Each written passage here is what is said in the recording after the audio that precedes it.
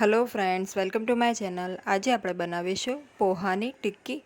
જો તમે મારી ચેનલ પર નવા હો તો મારી ચેનલને સબસ્ક્રાઇબ કરજો, જેથી આવનારી નવી વિડીયોની નોટિફિકેશન તમને સૌથી પહેલાં મળી શકે। તો ચાલો આપણે રેસીપી સ્ટાર્ટ કરીશું।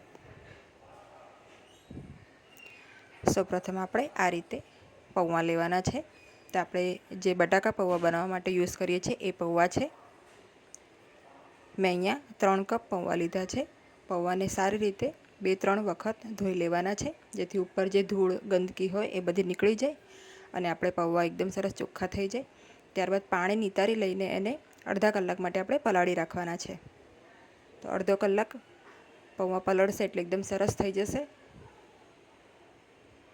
તો હવે અડધા કલાક પછી આ પૌવા સરસ પલળી ગયા છે।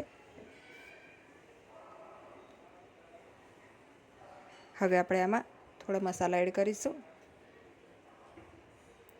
સૌપ્રથમ આપણે આમાં ચણાનો લોટ છે 3 ટેબલ સ્પૂન એડ કરીશું। તમે જેટલા કપ પૌવા લો એટલી ટેબલ સ્પૂન તમારે બેસન એડ કરવાનું છે। 1 નંગ એકદમ ઝીણી સમારેલી ડુંગળી, 6 થી 7 લીલા મરચાં, ચીલી ફ્લેક્સ છે 1.5 ચમચી જેટલું, ગરમ મસાલો 1 ચમચી, સ્વાદ પ્રમાણે મીઠું નાખીશું।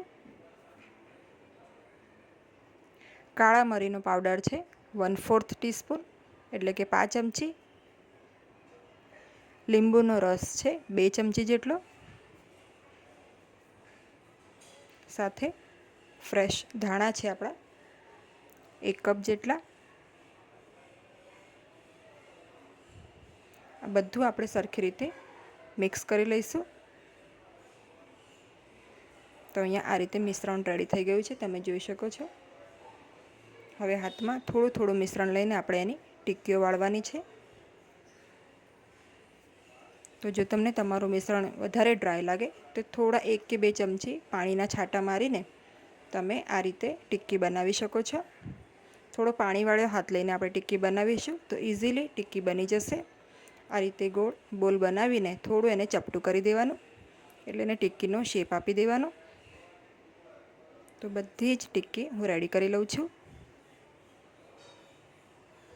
તો અહીંયા તમે જોઈ શકો છો બધી જ પૌવાની ટિક્કી સરસ રીતે રેડી થઈ ગઈ છે। હવે આપણે આને ગરમ તેલમાં તળી લઈએ।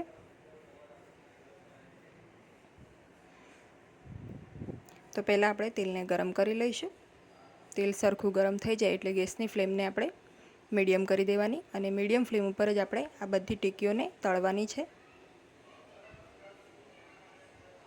તો આપણે એકસાથે વધારે ટિક્કી નથી નાખવાની, 4 થી 5 ટિક્કી એક બેચમાં આપણે નાખીશું।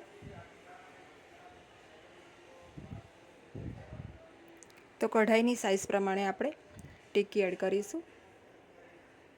તો અહીંયા મેં એક બેચમાં 5 ટિક્કી નાખી છે। 1 મિનિટ પછી આપણે ચમચીની મદદથી ટિક્કીને ફેરવી લેવાની છે આ રીતે, અને એકદમ સરસ ગોલ્ડન બ્રાઉન થાય ત્યાં સુધી એને તળવાની છે। તો આ ટિક્કી એકદમ ફટાફટ બની જાય છે અને ટેસ્ટમાં ખૂબ જ સરસ લાગે છે। એકદમ ઉપરથી એનું લેયર ક્રિસ્પી હોય છે અને અંદર એકદમ સોફ્ટ, ખાવાની ખૂબ જ મજા પડે છે આ ટિક્કી। તો બટાકા પૌવા તો આપણે કાયમ બનાવતા હોઈએ છીએ, એક વખત પૌવાની આ રીતે ટિક્કી બનાવીને ટ્રાય કરજો, ખૂબ જ સરસ લાગશે તમને।